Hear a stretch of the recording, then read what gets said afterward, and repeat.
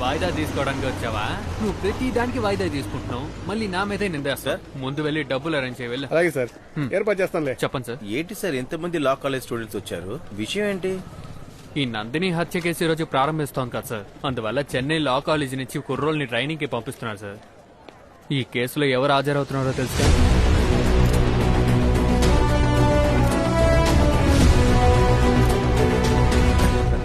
అతన్ని చూడడానికా సార్ ఇంతమంది వచ్చారు? ఆపోజిట్ లో ఎవరు హాజరవుతున్నారో తెలుసా?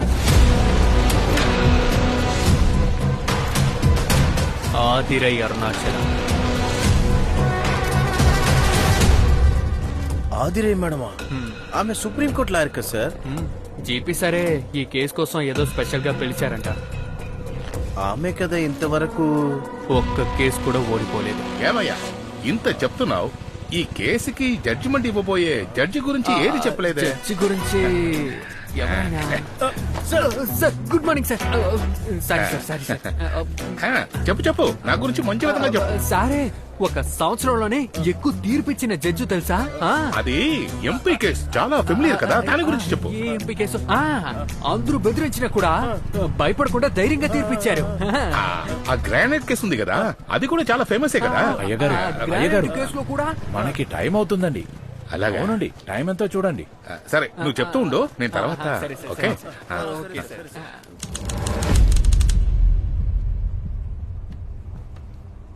నమస్కారం, అందరూ కూర్చోండి.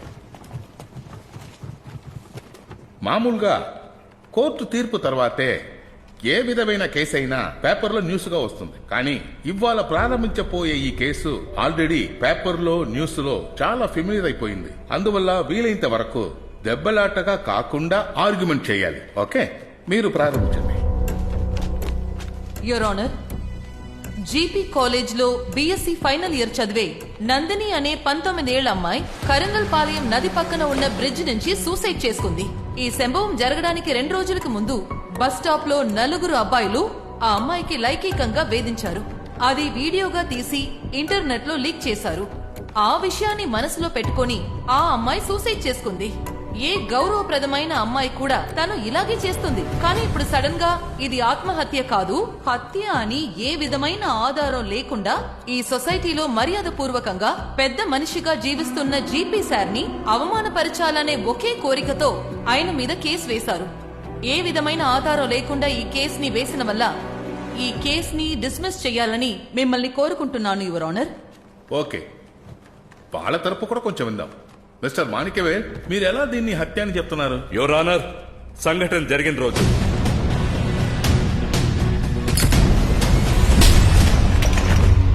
ఆ తర్వాతే ఈ కేసు ఫైల్ చేయబడింది. ఒకవేళ ఆ లెటర్ మన చేతిలో ఉండుంటే ఈ కేసు వేయాల్సిన అవసరమే లేదు. లేని ఒక లెటర్ కోసం ఇంత కథ కడుతున్నారు యువర్ ఆనర్. సరే, ఈయన చెప్పినట్టే లెటర్ ఉందని పెట్టుకుందాం. ఒక అమ్మాయి లెటర్ రాసి చనిపోతే అది ఆత్మహత్యే కదా? దేని పెట్టి వీళ్ళు హత్య అని చెప్తున్నారు? అది సరే, ఆ రోజు ఆ లెటర్ తీసింది ఎవరో ఆయన రమ్మని చెప్పండి. లెటరా? నేను ఏ లెటరు తీయలేదండి. తీయలేదా? అయ్యా కొంచెం గుర్తుకు తెచ్చుకోవయ్యా. నేను ఏ లెటరు చూడలేదయ్యా. ఆ బాబు అప్పటి నుండి ఏదేదో వాగుతున్నాడు. ఈ బాబుని నేను చూసినట్టే గుర్తులేదు. అయ్యా, ఆ రోజు ఫుల్ డే స్పాట్ లోనే ఉన్నానయ్యా, నేను ఎక్కడికి వెళ్ళలేదయ్యా. వీడేదేదో కథ మాట్లాడుతున్నాడయ్యా. మొదట ఈ పీటీ మాస్టర్ ని మెంటల్ హాస్పిటల్ వేసి చెక్ చేయండి అయ్యా. అయ్యా, ఉదయం 4 కాలేజీలో ఉండే తోటని చెమ్మడానికి వచ్చేస్తామయ్యా. చైర్మన్ గారు కూడా సరిగ్గా 5 గుడికి వచ్చేస్తారయ్యా. ఈయన చెప్పిన రోజున కానిస్టేబుల్ రాలేదు, పీటీ సారు రాలేదు. యువర్ ఆనర్, ఇక్కడేదో తికమక జరుగుతోంది. సాక్షుల్ని బెదిరించి అబద్ధం చెప్పమనుంటారు. ఎవరు ఎవరిని బెదిరించలేదు యువర్ ఆనర్. బాడీలో లెటర్ ఉన్నదని ఏ విధమైన సాక్షి లేదు. సంభవం జరిగిన రోజు ఉదయం 5 నుండి సాయంకాలం 7 దాకా college CCTV footage your honour.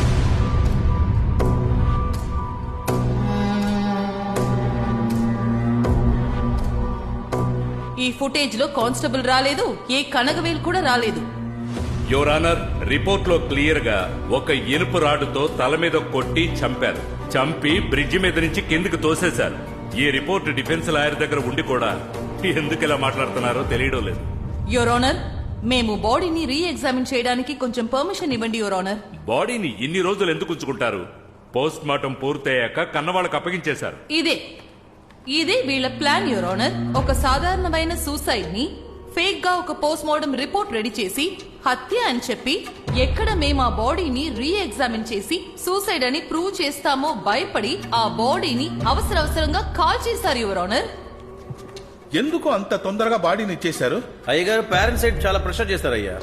అది మాత్రమే కాకుండా నేను పోస్ట్ మార్టం రిపోర్ట్ ఇవ్వకముందే ఇన్స్పెక్టర్ గారు సూసైడ్ అని క్లోజ్ చేస్తారు కేసుని. ఎందుకు కేసుని అంత త్వరగా క్లోజ్ చేశారు? పోస్ట్ మార్టం రిపోర్ట్ వచ్చేంత వరకు వెయిట్ చేయొచ్చు కదా. అయ్యా ఇది సూసైడే అయ్యా, కానీ వీళ్ళే ఏదో గేమ్ ఆడుతున్నారు. ఏవయ్యా, సూసైడా లేదా హత్య అని రిపోర్టే చెప్పాలి. ఆహా, ఇక మీదట ఈ కేసుని మీరు ఫాలో చేయకూడదు. అయ్యా, నేను ఇంకొక అయ్యా, ఇన్స్పెక్టర్ని అపాయింట్ చేస్తాను. మిస్టర్ మాణిక్యవేల్, మీరేం చెప్పదలుచుకున్నారు? యువర్ ఆనర్, వీళ్ళు ఇచ్చిన వీడియో డీటెయిల్స్ అన్ని ఫేక్. మీరు కొంచెం టైం ఇచ్చారంటే అది ప్రూవ్ చేస్తాను. వాళ్ళ ఎవిడెన్స్ అంతా అబద్ధమని ప్రూవ్ చేయడం అంతా తర్వాత. ముందు జీపీఏ హత్య చేశారని మీరు ఒక్క ఎవిడెన్స్ అయినా సబ్మిట్ చేశారా? తీసుకొచ్చిన ఆ ఒక్క ఎవిడెన్స్ కూడా మీకు సపోర్టివ్ గా లేదు. ఎవిడెన్స్ గా మీ దగ్గర ఏముంది? No sir.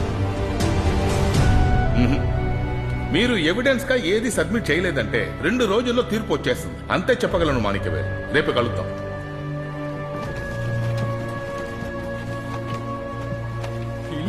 చెప్పాం కదన్నా, ఇంతలా అబద్ధం చెప్తున్నారు. ఏయ్ ఆగవయ్యా, ఏమయ్యా డబ్బులు తీసుకున్నావా?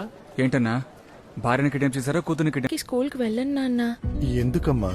నందిని అక్కని తెలిసి ప్రెస్ వాళ్ళందరూ నా వెనకాలే తిరుగుతున్నారు నాన్న. భయంగా ఉంది. సార్ నేను నందిని స్కూల్ మేట్ ని విచారించి వెళ్దామని వచ్చాను. రండి బాబు, నమస్తే సార్. కూర్చోండి. సార్ నందినికి ఎలా సరే ఇలాగింది? అంతా అయిపోయింది బాబు. ఆశపడి చదివించాను. మీరు 10వ క్లాస్ తనతో చదువుకున్నారా? అవును సార్. ఇప్పుడేం చేస్తున్నారు? మ్యూజియంలో స్టూడెంట్ రిపోర్టర్గా ఉన్నాను సార్.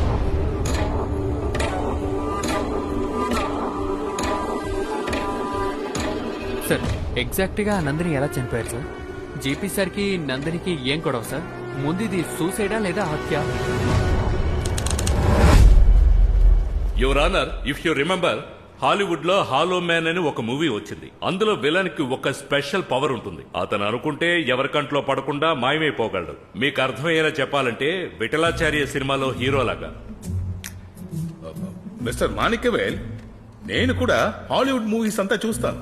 ఏంటో హాలో మ్యాన్ మీకు మాత్రమే తెలిసినట్టు మాట్లాడుతున్నారు. అది సరే, అది ఇక్కడ ఎందుకు చెప్పదలుచుకున్నారో అది చెప్పండి ముందు. Coming to the point your honour, నేను ఇచ్చిన సీసీటీవీ ఫుటేజ్ ని కొంచెం ప్లే చేయమను. సంఘటన జరిగిన రోజు పక్కన షాపులో ఉన్న సీసీటీవీ ఫుటేజ్ ఇది. 5:15కి కనకవేల్ కానిస్టేబుల్ ని ఫాలో అవుతున్న దృశ్యం ఇది. యువర్ ఆనర్, శనివారం రికార్డ్ అయిన వీడియోని డెలీట్ చేసి వేరేదో ఇచ్చారు. ఇది అసలైన రికార్డు. నమస్కారం అయ్యా. స్పాట్ లోనే ఉన్నాను, ఎక్కడికి వెళ్ళనని చెప్పారు కదయ్యా. ఇప్పుడు బండి తీసుకొని అంత వేగంగా ఎక్కడికి వెళ్ళారు? అది వచ్చి టిఫిన్ కొనడానికి వెళ్ళానయ్యా. టిఫిన్ కొనుక్కొచ్చి డెడ్ బాడీ పక్క నుండి భోంచేశారు కదా. ఏమయ్యా బాయ్. ఇంకొక ముఖ్యమైన ఎవిడెన్స్ యువర్ ఆనర్, నందిని చనిపోయిన రాత్రి 9 గంటలకు దానికి 3 కాల్స్ వచ్చాయి. అందులో ఒక కాల్ 20 సెకండ్లు మాట్లాడింది. ఆ కాల్ చైర్మన్ గెస్ట్ హౌస్ ఉన్న అదే టవర్ నుంచి వచ్చింది. ఆయన ఉండే ఏరియాల నుంచి సిగ్నల్ వస్తే ఆయనే హంతకుడని అర్థమా? ఆ ఏరియాలో మాత్రం 10,000 మంది ఉన్నారు. వాళ్ళంతా కారణమైపోతారా? ముందు ఆ సిమ్ ఎవరి పేరులో రిజిస్టర్ అయి ఉందో చెప్పండి. యువర్ ఆనర్, చైర్మన్ జీపీ లాంటి పెద్దవాళ్లు తమ సొంత పేరుతో సిమ్ తీసుకోరు. ఏదో సేదు అని డమ్మీ పేరుతో తీసుకున్నారు. దేని బట్టి ఈయనే అని ఎందుకు చెప్తున్నానంటే, ఈ నెంబర్ నుంచి ఈ నెల 3 స్విగ్గీ ఆర్డర్స్ నైట్ 10ంటికి డెలివరీ అయ్యాయి. అవి చైర్మన్ జీపీ గెస్ట్ హౌస్ కే వెళ్లాయి. దానికి సంబంధించిన రికార్డు.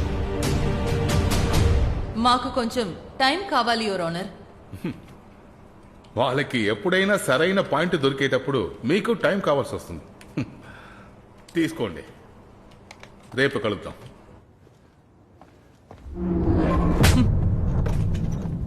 ఎంతసారి అడిగాను మిమ్మల్ని ఆ అమ్మాయికి వేరే ఏదైనా నంబర్ నుంచి కాల్ వెళ్ళిందా అని. మేడం అయ్యగారే మత్తులో ఇంటి పని చేసే అబ్బాయి ఫోన్ నుంచి. పోస్ట్ మార్టం రిపోర్ట్ లో మర్డర్ అనే విషయం ఎలా వచ్చింది? మేడం మేమేమీ చేయలేదు, వాళ్లే ఏదో ఆటలాడుతున్నారు. ఎవరి పక్క నిజం ఉంది, ఎవరి పక్క న్యాయం ఉందని తెలియకుండా నేను ఈ కేసు తీసుకోలేదు. నేను తీసే ప్రతి కేసు గెలవాలి. మీకు నేను 2 నిమిషాలు టైం ఇస్తున్నాను. అంత లోపల జరిగిన మేడం, విషయాలని ముందే నిజంగా మీ దగ్గర చెప్పిందే మేడం. ఆ అమ్మాయి చనిపోయినందుకు అయ్యగారే కారణం. అయ్యగారి పేరేనండి ఆ లెటర్లో కూడా రాసుంది. ఆ లెటర్ ప్రెస్ కి దొరికితే అయ్యగారు పరువు పోతుందని ఆ లెటర్ ని కాల్చేశారు. ఆ లెటర్ లో రాసింది ఏంటని తెలుసుకోవడానికే ఇవన్నీ చేస్తున్నారు మేడం. అమ్మాయి చనిపోయింది, ఏం జరిగిందని తెలుసుకోవాలి. కానీ ఏంటి, సాక్షి లేనందువల్ల మన నోట్లోంచి నిజం బయటపడాలని ఈ పని చేస్తున్నారు.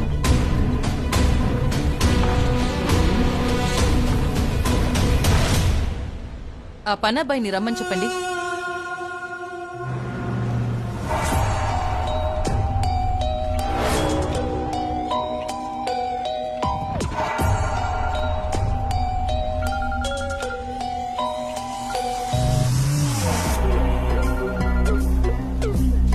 నువ్వు నన్ను క్షమించాలి పీటి.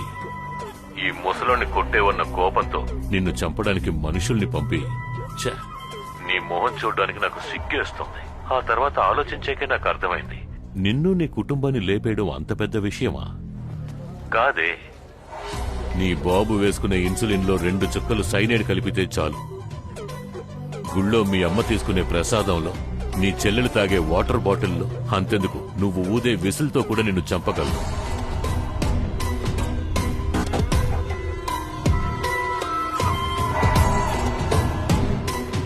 ఇవన్నీ ఇప్పుడెందుకు చెప్తున్నానో తెలుసా? రేపటితో ఈ కేసు అయిపోతుంది. ఇప్పుడు నేను చెప్పినవన్నీ కూడా జరుగుతాయి. అప్పుడు నువ్వు అయోమయ స్థితిలో ఉండకూడదు కదా. రేపు జరగబోయేదేంటో నీకు తెలియదు కదా.